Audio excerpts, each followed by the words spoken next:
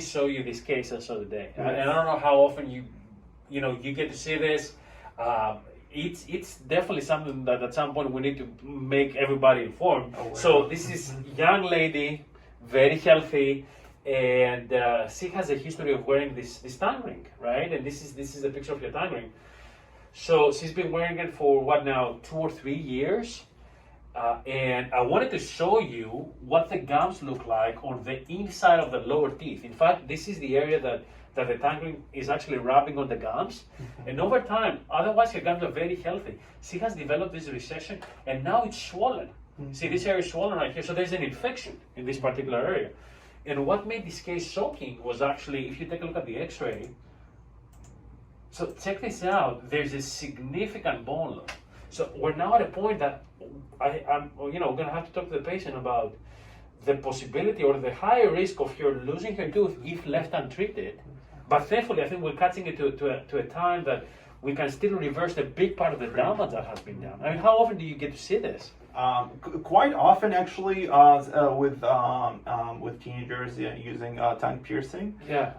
And something that they're not aware of is the harmful effect that it does specifically on the lower front teeth. Yeah. Just that constant trauma from the metal, I think it makes the teeth lose supporting bone, eventually becoming more loose, probably more sensitive because you have the recession. So whenever you can see part of the root surface, that means there's bone loss, obviously. Sure.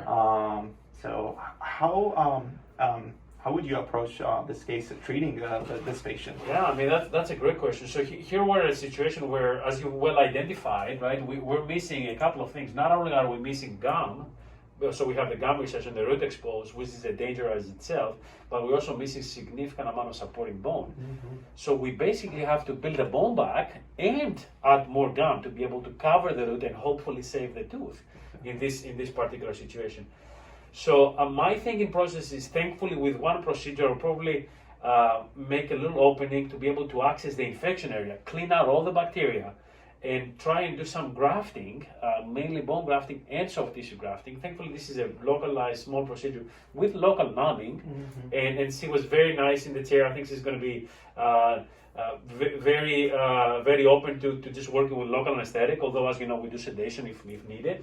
So that's how I'm going to approach it. Of course, the main thing, and I think you mentioned that when we were discussing the beginnings, like, she needs to remove the tongue ring. Exactly. The cause, as long as it's there, I think. Yeah. No matter what we do, is gonna fix that, right? Will be a constant irritation and trauma. You know what was the most shocking thing about this? It's like nobody had ever told her that she may lose teeth by wearing the tongue ring. I mean, that's such an important part of public awareness that we need to raise. So. That's great. So do you agree with the approach, by the way? Is that pretty much what we do? I do. I think this is great. You have this young, healthy patient. I think most of the bone loss happened due to trauma, not really due to periodontal disease or gum disease per se. So I think removing the cause mainly and then approaching by reconstructive and having bone and soft tissue, that should be long-term success, really. I think it will be perfect. And retaining a natural tooth in this case. So yes. Perfect. Yeah. Wow, that's awesome. We're in agreement. So I'm looking forward to treating this patient. I'll definitely show you the results. And looking forward. Thank you for consulting with me. Of course. Thank you for showing me the case. Yes. Absolutely.